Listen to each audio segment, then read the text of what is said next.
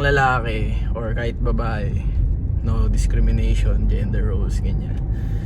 At all times, kailangan capable ka na gumawa ng masama. Lalo ko yung nasa harap mo, kupal talaga. Kasi hindi maiiwasan yan sa labas. Maraming taong papatay ng tao dahil gusto lang nila. May ganyan, man. Hindi mawawala yan sa mundong to. Hanggat buhay ka, may mga kupal talaga na namumuhay sa mundong to. Okay. Ngayon, going back to the story, sinampal niya ako malakas. Pak! Hindi naman ako makaimik kasi bully siya, malaki siya eh. And hindi ko siya tarima, yung computer shop, hindi ko tarima yun.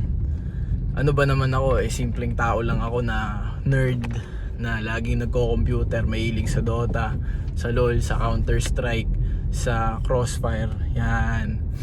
Tapos yung mga kinakain ko, mga chichirya, isaw, ganyan, mga fucking unhealthy food. So walang re-respeto talaga sa taong katulad ko noon nung bata ako. Wala rin akong kumbaga kasama lagi na side by side may poprotekta sa akin or magtuturo sa akin na pag anuin mo, hawain mo din, ganyan, 'di ba?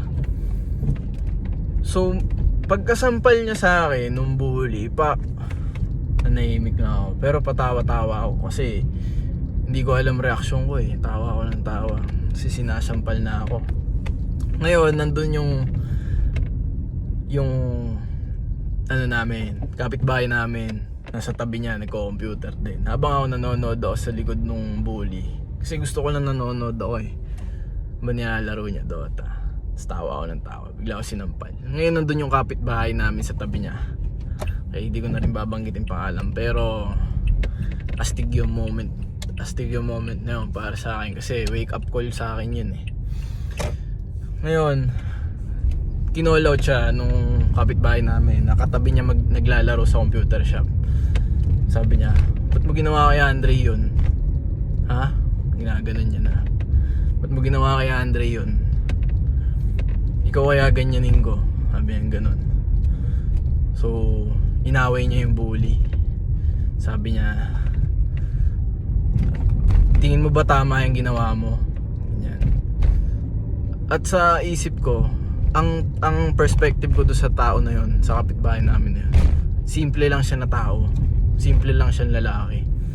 Makikita mo lang siya lumalabas-labas, ganyan. May swag ng konti, si lalaki, normal naman yun eh. Tapos kumbaga hindi naman sa irrelevant hindi naman sa irrelevant siya sa ano, kumbaga ano lang siya, kuya lang na kapitbahay, ganon. Yun, kinall out niya yung bully. Sabi niya, tama ba yung ginagawa mo? Ikaw kaya ganyanin ko? Isa pa, gumanon siya. Tapos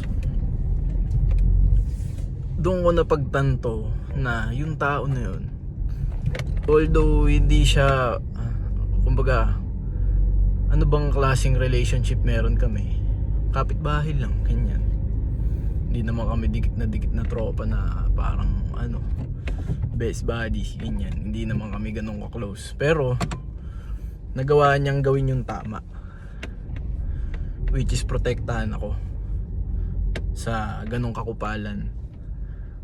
Ngayon, nag-self-reflect ako na yun yung tamang gawin at all times. Pag may nakita kang inaapi, protektahan mo.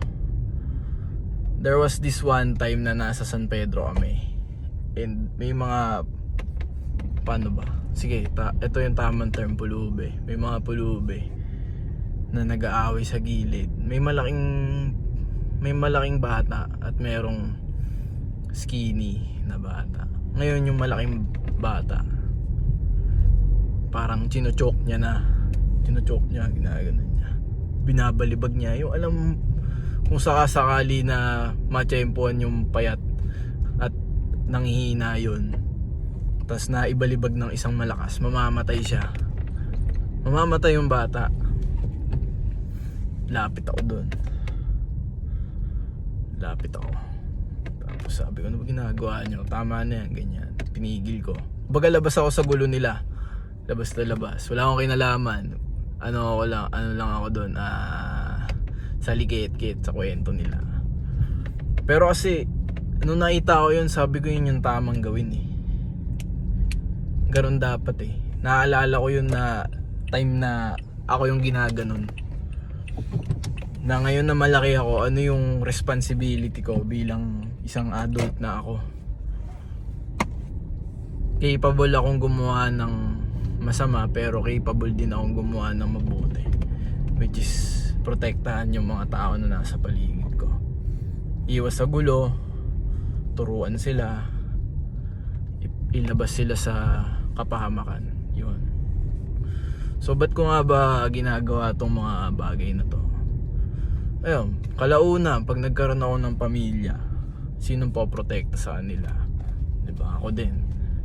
Yung mga tropa ko na nasa labas, paano pag napaaway? Diba? Lalo pag nasa tama sila. Paano pag nasa tama sila, sinong poprotekta sila sa kanila?